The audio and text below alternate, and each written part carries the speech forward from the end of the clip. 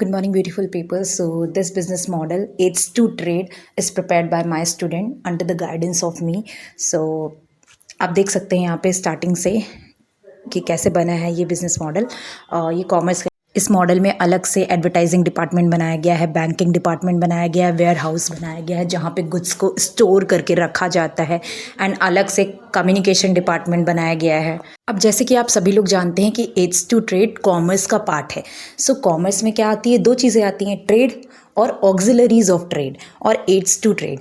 Auxiliaries of trade को aids to trade कर भी बोलते हैं। सो अब जो भी चीज़ें ट्रेड को करने में हेल्पफुल होती हैं वो सारी आती हैं हमारी एड्स टू ट्रेड में। अभी आपको ट्रेड करना है तो आपको सप्लायर से बात भी करनी होगी, तो उसके लिए कम्युनिकेशन आता है।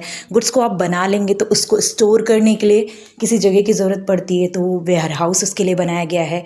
अब उसके लिए ट्रांसपोर्टेशन की भी ज़रूरत पड़ेगी। अब आप गुड्स मैन्युफैक्चर कर रहे हैं तो उसको आपको इम्पोर्टर तक तो पहुंचाना पड़ेगा ना, तो उसके लिए उसकी है।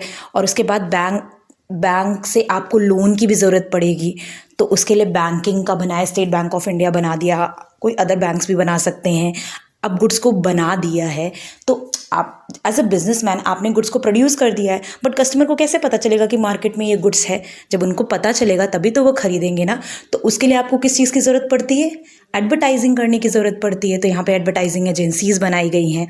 सो एड्स टू ट्रेड वो सारी चीज़ें आती हैं जिनको ट्रेड करने में हेल्प करते हैं। ट्रांसपोर्टेशन की भी ज़रूरी है आपको, बस आपको ट्रक की ज़रूरत पड़ेगी गुड्स को एक्सपोर्ट करने में, तो ट्रांसपोर्टेशन भी आ जाता है। शिप के थ्रू अगर आपको बाहर फॉरेन कंट्रीज़ में गुड्स को सेल करना है तो आपको शिप की ज़रूरत पड़ेगी, शिप्स भी यहाँ बनाया गया है। सो ये जो मॉडल है कॉमर्स का मॉडल है, बेसिक मॉडल है।